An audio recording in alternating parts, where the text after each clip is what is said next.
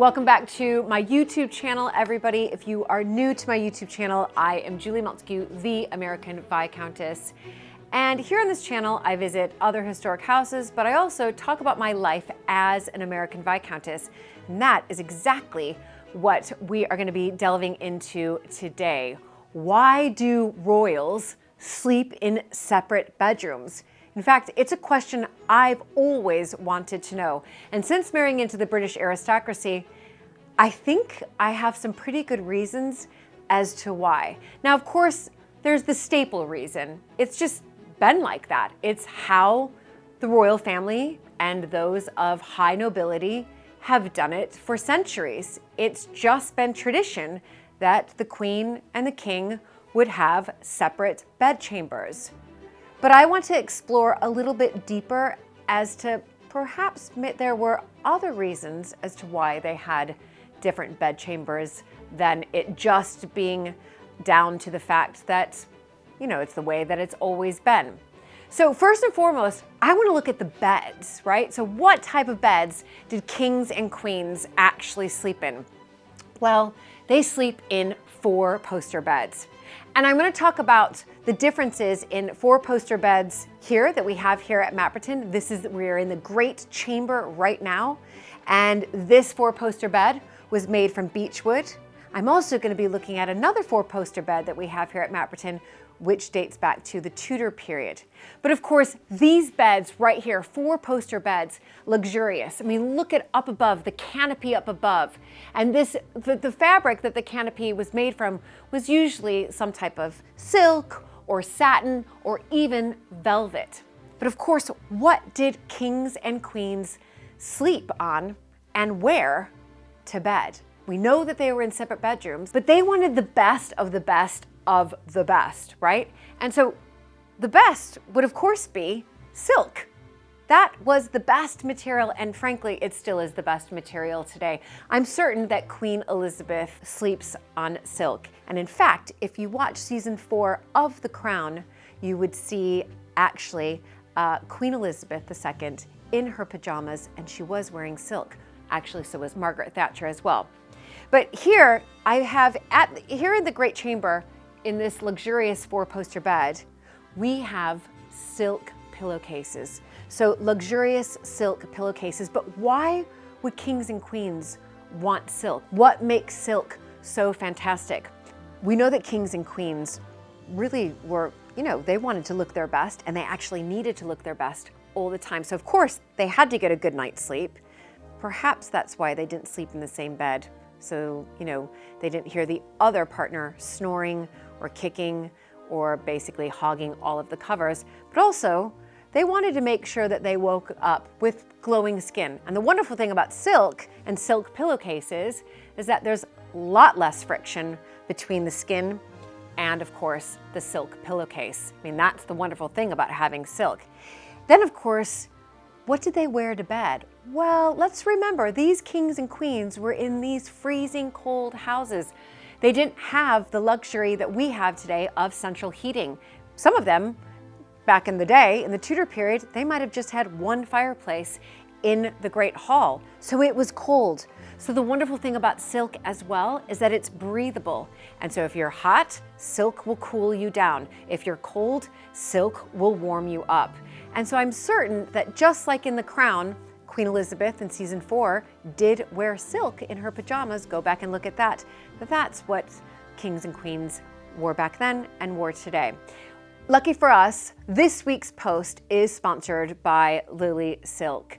And Lily Silk, not only is it luxurious, and there's less friction, of course, between your face and the pillowcase, and it keeps you warm when you're cold, and of course keeps you cool when you're hot. But the other reason is that they're really concerned about the environment. So Lily Silk sources their silk from mulberry tree, which uses less water than cotton. And the mulberry tree does not use pesticides.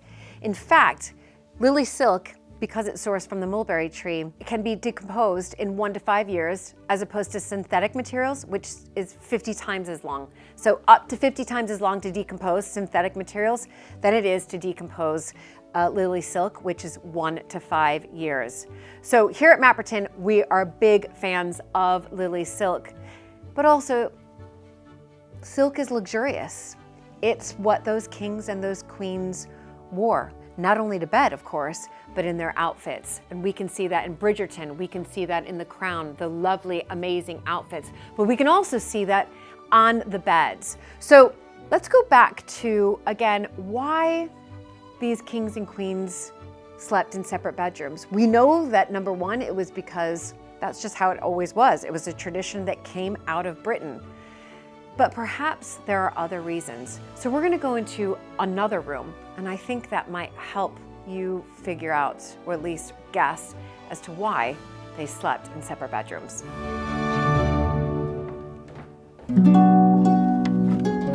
So now we're heading into the West Room here at Mapperton with this absolutely incredible Tudor bed. However, I did forget to mention my cute little scrunchie right here, which is made from Lily Silk's fabric offcuts. And again, they're then used to make accessories like eye masks and these cute little scrunchies of all sizes. Now back to the bed. All right, here we are at Mapperton and we have this incredible Tudor bed.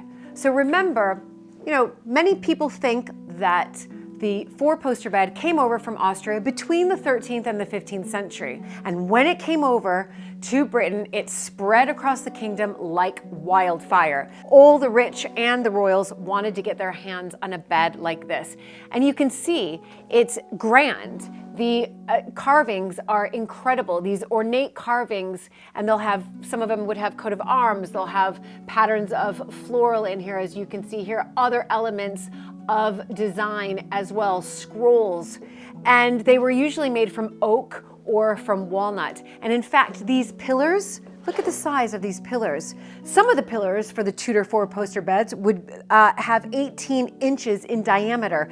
That's how big they were. And then of course, streamed across the canopy, if you like, was of course usually made of silk or satin. As you can see, this has probably been stuck up here since the Tudor times, and it's in desperate need of repair. But this is, again, the original fabric that went on this Tudor bed. But here's my theory.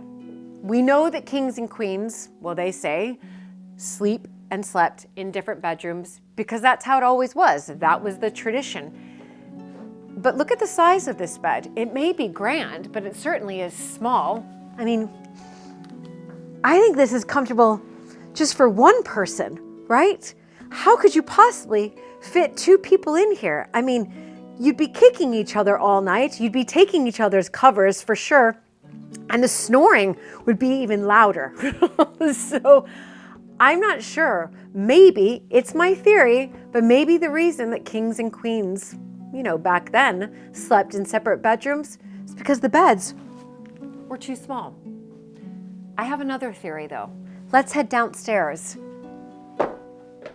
and hear out my other theory as to why kings and queens might have slept in separate bedrooms.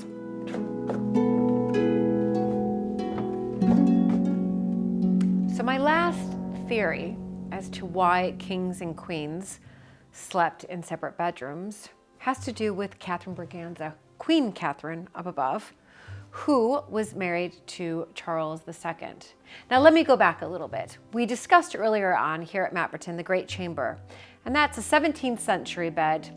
It's slender. It was, again, much more slender than that sort of chunky, ornate Tudor bed that we saw in the West Room.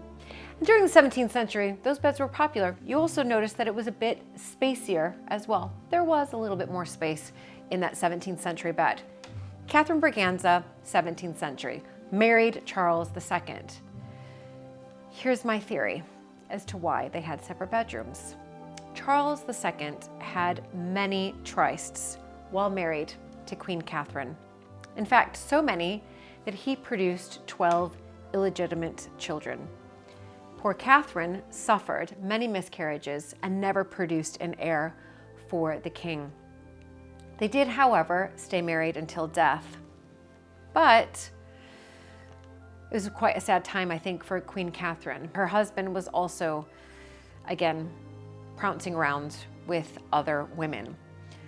So I do think that maybe that is my theory as to why kings and queens had separate bedrooms because, again, during that period, it was common, it was the norm to have mistresses. In fact, I think I've even read that sometimes the mistresses actually lived in the same premise, in the same royal house as the wife herself. Bizarre, I know. So that kind of concludes why, well, at least that concludes my theory as to why kings and queens slept in separate bedrooms. But I'd love to hear your comments down below. Do you have any other comments? I mean, why is it? And, you know, reports have come out that Prince Philip and Queen Elizabeth II also slept in separate beds and had separate bedrooms because that was just the norm. In fact, I think we know that to be true. It is a curious one, I think. I think it is quite a curious one, especially if you had these extraordinary 4-poster beds. Wouldn't you want to share it with somebody? I would. Anyway, that's all for me and my theories. Ridiculous or not, I'd love to hear you comment down below and let me know what you think about the reason or the reasons as to why kings and queens sleep in separate bedrooms. I'm Julie Montague, the American Viscountess. Be sure to subscribe down below, turn your notifications on, and I can't wait to see you back here for another week of my life as an American Viscountess.